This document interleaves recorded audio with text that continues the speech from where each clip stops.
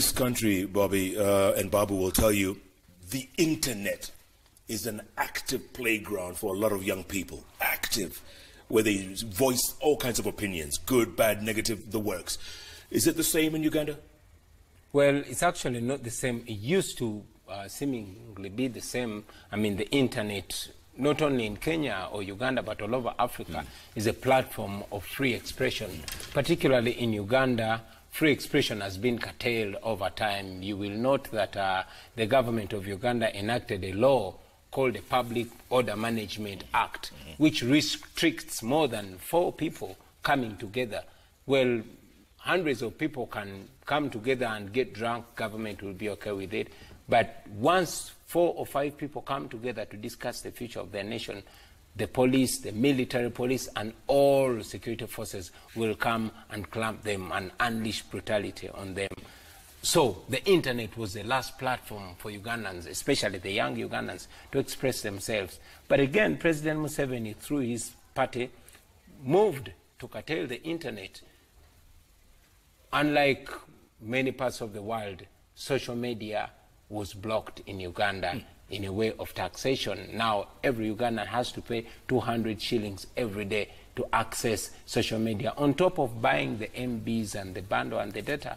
So, and the president gave his reasons. He said social media is a platform for rumor mongering and trading, hatred, which I don't agree with.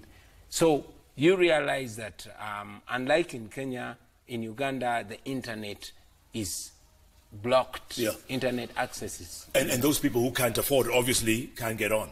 So that cuts maybe half, maybe 2/3 of the youth. Yeah, that cuts a lot of young people. You still have a lot of respect for this man, don't you?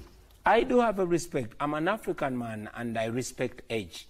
But again, I'm an African man who is living in 2018, who knows that people are supposed to give their contribution in their prime days. President Museveni gave his best contribution in his youthful days. And it's my job to inspire other young people, like the Honorable Babu said it.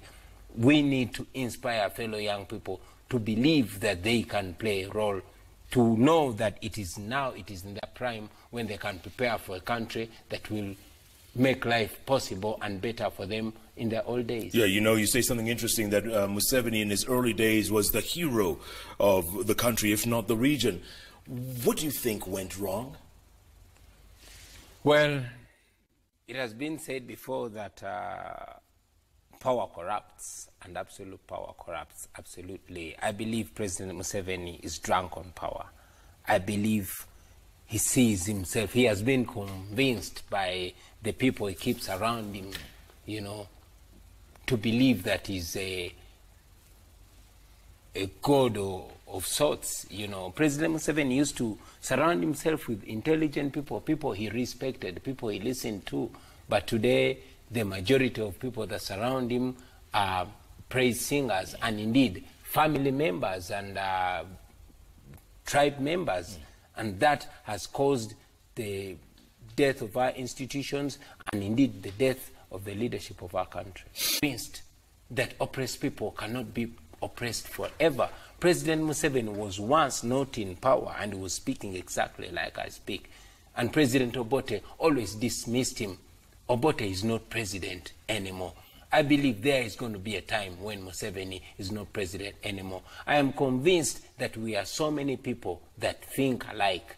We are so many people that have resolved to get their freedom, and that is what we want, and we're not going to settle for anything less. So regardless of the fear, regardless of the brutalization, we are not going to relent. Good point. Look, do you see the day when you and YK Museveni will be friends? Sure, I want to be friends with President Museveni, especially if he respects the will of Ugandans. I'm just one of the more than 40 million Ugandans. And yes, he's just one of the more than 40 million Ugandans. So there's nothing personal between me and President Museveni. I've already told you I have respect for him as a father, in fact, as a grandfather, But again, he should know that me and him are equal. Toy Yoin says, ask Bobi whether he foresees an ouster of President Museveni like it happened to immediate former president of Zimbabwe, Dr. Robert Mugabe. I'd ask that basically, but do you see it ending that way? It was like a palace coup almost. Well, whichever way it ends for Museveni, his end is near. Ugandans have never been as united as they are. And if you notice of late, members of his own party are deserting him because of the impunity. So whichever way it's going to end, the end is soon for Museveni. You think if elections were held today, would he lose? He would lose terribly, but he has been losing anyway. Museveni has been losing and using the military to rig the election, only that we are devising means to supersede him. Yeah. From Two-Door in Mombasa, what's the difference between the leaders now, young leaders, and the ones they are fighting to oust? They were young like you, and now they are drunk with power. What makes you think these youth of today wouldn't be drunk with power? It's about structures guarding the people against bad leadership, not youths and old prezos.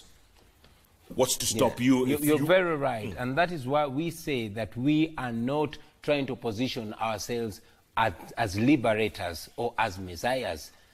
In Uganda, we're trying to call everybody so that we get our liberation as a whole, so that we ensure that nobody will ever come to claim that liberation as a person. And yes, we don't believe in strong men, we believe in strong institutions that will guard the population against any greed that comes up. The brothers and sisters back home, don't give up, man, stay strong. People power is our power, and sooner or later we will free ourselves from the shackles that hold us. Absolutely.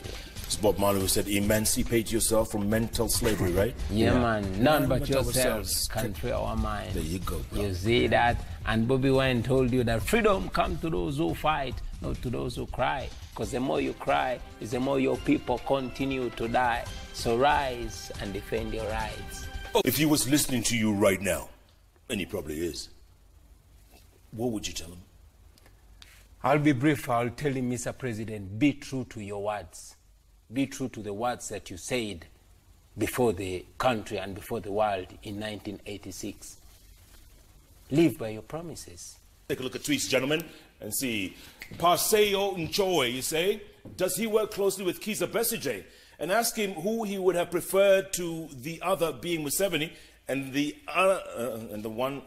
Idi Amin Dada, given that woes surrounding both of them are well known. I don't get that second part, but okay. Have you worked closely with Kizza Besigye? Yeah, sure. I'm still working closely with Dr. Kizza Besigye and all other forces of change in Uganda. Yeah. Yeah. Okay, I guess the second part is, who's worse, Museveni or Idi Amin?